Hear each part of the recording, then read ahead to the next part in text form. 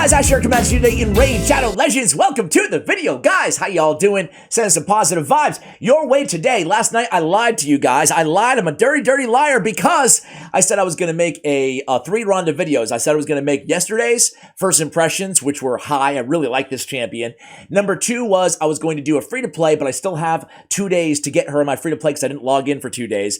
And then I was going to share in a week or so all the best kind of teams and viable strategies and what she can do after we've had some time to digest. But I'm loving her so much in Relentless. I wanted to show another build to you guys, and I wanted to kind of double down and kind of talk a little bit more about whether or not you should book this champion and different ways you can use her in a Relentless set and just kind of fawn over her a little bit longer because she's so cool. What do you guys think of the skin? Not a lot of you guys weighed in on the skin. I kind of like the original better than the skin, personally. So I did not buy it. But it is cool to give her the blue flaming fists versus the the regular flames. Anyway, guys, have you got her yet? By the way, what do you think of her? Let me know in the comments below. I showed you her yesterday in an arena build. We used Helm Smasher as our tier 6 mastery. Now we're gonna do a PvE build. This is great for longer battles, especially both of the clan bosses, Hydra and regular clan boss. So I'm excited to show you the build here in Relentless gear. But first, I wanted to kind of mention again her books, right? Because think about it this way, as a new player, and I have a video coming out just for beginners, going to be a great video that I wish I kind of had in the early stages, kind of mapping out which champions to max next, pending you not pulling amazing epics and legendaries or whatever from shards super early on. But let's pretend that you have Ronda as a starting player or a mid, they've been playing for a few months basically in the game right now. Is she worth booking? Legendary skill tomes are so hard to find, and I would say she's, again, what I said in yesterday's video, she's worth booking, but you don't have to book her. You really don't, right? I mean, think about it this way. You're getting a 3 times hitter on her A1 and her A2. I would go for Masteries, way more important than books on this champion early on, especially because that Giant Slayer will just equal to a ton of extra damage off of these 2 triple hitters, right? So, and not to mention her in your corner, she has a 15% chance of joining every single ally attack. That really adds up in longer battles such as Hydra Clan Boss, especially considering there's 5 allies alongside of her in that particular battle. So anyway, guys, a 3-time hitter, another 3-time hitter here. But if you book it, I mean, you're getting it down to a 3-turn cooldown, but I don't think that's imperative, especially when you're just trying this champion out. And then on the Fury Tremor, I mean, if you're using her as an arena nuker, you don't need the cooldown necessarily to be off of, 5-turn, 4-turn. It's kind of the same difference a little bit. And you still have the immune to turn meter reduction effects and all that good stuff, all these passive effects on this ability. So I would just encourage you guys not to rush out there and do the stupid thing that this YouTuber did and just throw all your legendary books into her. I would, encourage you to just try her out for a little bit, see what you think of this champion. Sure, she gets better with books, but the beautiful thing about her is you really don't need the books. So don't feel pressured into having to book her right away. I'd much rather work on those masteries. So I love this champion. The in your corner is so freaking cool. At the start of each round, we get a shield on her as well. Her base HP is very low. Let's just talk about that. 14,865. Very low. For that reason, in today's video, and you guys shouldn't be afraid of doing this yourselves, I put her in an HP banner instead of an attack banner. You need to keep this champion alive. Even if you have a reviver on your team, you want to have her up and in your corners, proccing as much as possible, Relentless, proccing as much as possible. She can't do any of that if she's dead, So we went crit damage on the amulet. We went with attack on the ring. And then, as I said, Relentless gear is just going to be, she's a machine. She is a freaking machine. We're looking for a crit rate. Again, we have accuracy on this piece. I saw a few people asking in the comments. No. You do not need accuracy on this champion at all. The only 2 debuffs you bring into the table cannot be resisted, thus no need for accuracy. Don't worry about it. No perception gear necessary on this champion, no accuracy substats. So we're looking for attack basically. We're looking for some speed, some crit rate is what I'm really looking for in the substats here, and some survivability. We don't have a lot of it on this build now that I look at it. Get a little bit of defense here and there. Her defense isn't as bad as her HP, so can scale that up a little bit easier. Heck, let's book these boots as well. Speed on the boots is going to be a go-to. You know what, guys? I have so many. You guys have so many flat stat attack glyphs too. I have so many that I'm just kind of using them haphazardly all over the place now. So there it is, guys. Let's book those out. The total stats in this build is going to be 38K. It's still a little low on the HP. I'm really aiming for 40K for, Nightmare or Brutal or higher on like Hydra Clan Boss. If you have on an unkillable team though, with like a Helicath team or a Warcaster, whoever you use, right? Demitha, you don't have to build any survivability, obviously, because she's unkillable. So in that case, just go all out attack on every accessory, well, crit damage on Amulet, and then just Relentless and attack and attack and attack and attack. Who cares about HP in that case? But this is kind of an all-around build. Again, accuracy not important. 100% crit rate should be first and foremost in terms of what you're looking for on this champion, and then build a little bit of speed, a little bit of attack in there as well. And again, on the Masteries, this is what I went with here, guys. I'll show you on this screen. There's really no reason to go support tree on this champion, guys. You don't need the accuracy and the HP, I guess it's nice, but you don't need any healing or anything like that. So why not go with Retribution, right? Retribution, really, really good. An additional chance to counterattack with this champion.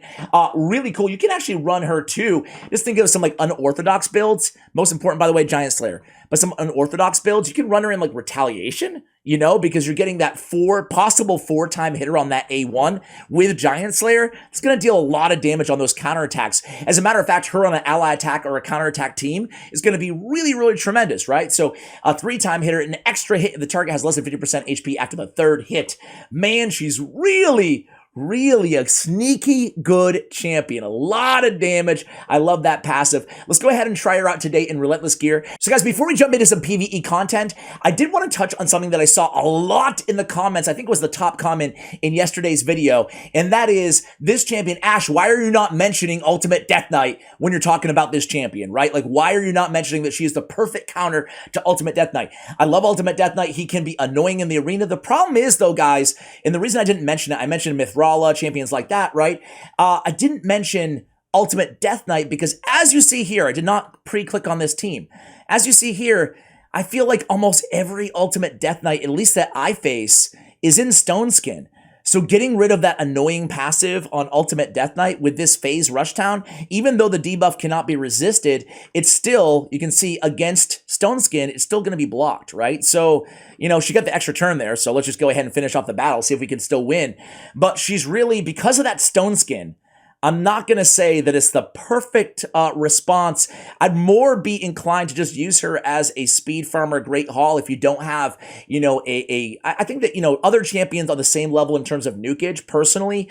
Obviously, on the highest level, I don't think she's on the same level as Hefrak, as Leo, as Trunda, as Kandrafon, those champions. I think she's probably a notch below. I put her in the same camp as like a Genbo, the Dishonored, or a Magnar champion, depending on what you need, of course. A lot of differences there between an attack-based and an HP-based champion. But I put her kind of more on that level. Really neat versatility, though, out of that A2 ability that does pertain to a lot of arena teams. Here you see her on a Go second team with Ultimate Death Knight and a Harvest Jack that I showed you guys yesterday. We're still getting the job done, but this is going to take forever. I'm just going to come at you guys at the end of this battle because this is meant to shine a light on her in PvE content. So be right back. All right, so this one is finally right about over as soon as we can take down this other Ultimate Death Knight here, guys. I just wanted to point that out with the Stone Skin. But either way, still great for the arena for a lot of players out there. Let's start out against a Doom Tower boss, guys, and let's just go for Celestial Griffin. That's where we are anyway. I put her as an Aura lead, put her with Syl the Drakes, my girl, Drekstar Blood Twin, 2 accessible legendary champions, and then we put Brogni for some support in there. Basically, any kind of healer, reviver, shield champion will do, and then of course, a debuffer, and you guys know my love for Ugo. So let's go ahead and see how this team does. Once we get to the actual Griffin, you'll see her on the Relentless gear really start to stack up that damage. All right, guys, so here we are against the Griffin.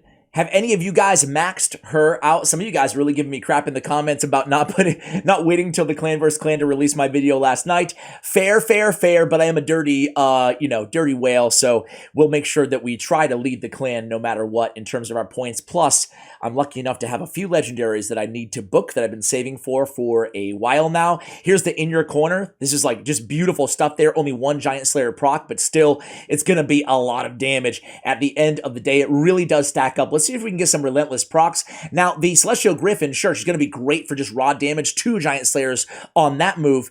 But keep in mind, now we finally get the debuffs on the Dragon as well, or the Griffin, excuse me, as well. But keep in mind, the longer the battle, the better. So what I want to do is I kind of want to throw her in a totally non-speed tuned, old school clan boss team, just the basics. And I just want to see what kind of damage she can put out compared to another legendary nuker for clan boss. So what I'm going to do is put Ninja again in Relentless gear. They're both magic affinity. Ninja does have Brimstone. He is +2 as well on my account empowered. So keep all of that in mind. And I want to compare them over the course of, you know, whatever team we throw together. It doesn't really matter. It's more going to be a DPS check to see how much she in Relentless can do versus Ninja, who's really the boss killer of the game, one of the best damage dealers out there. And again, she's staying alive here, guys. She's staying alive against the Griffin. This is hard difficulty as well, just so you guys are aware. But even if she dies, we do have good old Syl the Drake there to pick her up. I want to see what kind of damage she can put down. I mean, look at that, man. That's a lot of damage. Lot of damage. And man, that's a Retribution proc right there as well. We're healing ourselves up off of that leech on the enemy. You love to see it. You love to see it, guys. This is a really, really cool champ, man. She's a good one. This is the coolest thing that Plarium does, I swear, man. Giving out free legendaries that can actually make a massive... Look at this. That was a Relentless. Oh, man. We had Retribution earlier. We get Relentless. We get some in your corners. And she just I mean, she doesn't stop going. She's like the Energizer Bunny over here, guys. I love it. I love it, man. So anyway, it's the coolest thing that Plarium does, man. Giving not just any free champion. She finally dies. She'll be picked back up. Not just any free champion, right? But a free champion that can really change your account. And that, to me, is the beauty of Raid Shadow Legends. I've told you guys before, especially if you're newer players, listen up for a second. I tend to ramble a lot, but this is important. You don't need to, I've said it before, but I gotta keep saying it because more new players watch this channel every single day, right? And I invite you to subscribe to the channel if you are a new player, new viewer. But the thing is, guys, is you don't need to max out very many champions in this game, right? You don't. They give you basically everything that you need up until the end game, just off of, you know, completing missions and stuff like that. There's so many good champions. Drexstar Blood Twin is one of the better damage dealers out there, and Ronda out-damaged him here, as you can see, 1.1 million damage. That's with all of those HP burns Drexstar was putting out, plus his wave clearing, plus his +2 empowered. So it's cool to see her be able to stand, you know, side by side on another big damage dealer in the game against bosses in Drexstar. So let's go ahead and compare her in Clan Boss to Ninja. I'll be right back. All right, guys, so it's time for the main feature of the video. It's going to be Clan Boss. We have her in the Order Lead. She has 1 better attack than Jintoro. We have a +4, empowered Jintoro, one of the best DPS damage dealers against all of Clan Boss, guys. We're going to try him out. I think after this, we're going to switch out Ninja with her, too, just to compare the damage. So Jintoro's going to be there for a ton of damage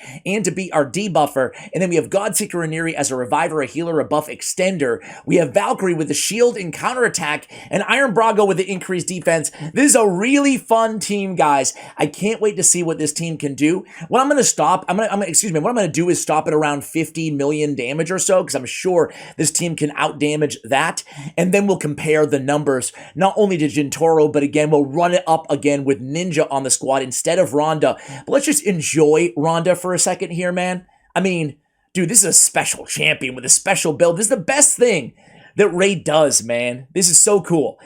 So let's go ahead and get in here. We get the, let's see if we can get some extra, there we get the in your corner. Get the in your corner. I mean, look at that, dude. 15% chance. She's already helping out there, right? I mean, that's a lot of hits, right? And check it out. Every single time it's going to be 4 hits, right? Here's another one. 1, 2, 3, 4. 4 hits, boom, with the Giant Slayer. A 4-hitter, that's a ton of damage, dude. Look at this. I mean, there's no question in my mind. Is this crazy? Could she out-damage Turvold? Could she out-damage Brachus? I mean, this is an amazing champion, whether it's an unkillable team in Relentless or whether it's a counterattack team. Another in your corner proc. 2 Giant Slayer procs on that one. I mean, good God. This is a really cool champion. Now she has counterattack on. There she goes, already going in there. 2 more Giant Slayers. Here comes the AoE next time. She's gonna get another counterattack here on the A1. Boom, there it goes. 2 more Giant Slayers. I mean, that's some really crazy stuff. This champion is nutso. I can't wait to see the numbers here, guys. So I'm going to come back. There's another one. There's another in your corner. Dude, look at all that damage. Look at all that damage. Really insane. There she goes with the A2 right there. I love the animations on that A2 too. That's a really, really cool ability. But yeah, I'm going to come back to you guys and we'll see how she does, but really just impressed overall, if you can't tell, with this champion. So, hey, help me, Ronda, right? Let's, should I do it? Should I do it? Should I make you all cringe? Bow, bow, bow, bow, bow, bow, bow. Help me, Ronda. Okay, I won't do it. Help me, Ronda, yeah. I'll see myself out now. Get her out of my heart.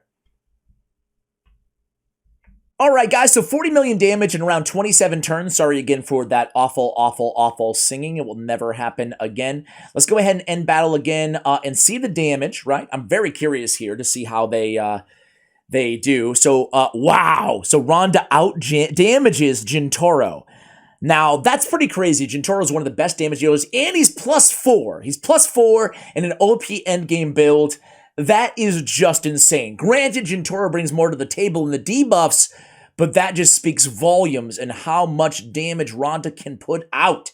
Let me go ahead and switch the team again. Okay, so we put Jintoro in the lead. We got Ninja now on the team. Let's run it back, +2 Ninja with Brimstone, and see how the team does now without her in it. I'm floored right now. I'm floored. So be right back, guys. All right, guys, so here we go, man. So, dude, I'm not gonna lie. All that smite really did add up. We'll see where it ends here. So 40 million here, 23 turns, end the battle, and let's see what we got here. Let's see what we got. So Ninja puts up 19 million. Jintoro puts out 8 million. So yeah, Ninja's still Ninja, especially given the fact that he does have that Brimstone Mastery. That is incredibly impressive damage. But then again, he is he's empowered, and he's has a blessing, and he's ascended. He's 4-star, 5-star ascension. So it's really difficult to compare. But I'm just so freaking impressed that she was able to beat out Jintoro on a squad like this, guys. I'm gonna go ahead and end this video here, but expect a ton more content. The next video on Ronda will definitely be a free-to-play friendly. The gear will be way down, kind of an early to mid-game build for Ronda. Let me know in the comments below, guys. Have you tried out Ronda? Which sets are you running her in right now? I love Relentless. Consider it. Give it a try. Most important thing, again, is the Giant Slayer, guys. Thank you so much for watching. I really appreciate you guys sending some positive vibes your way today. And as always, take care, guys.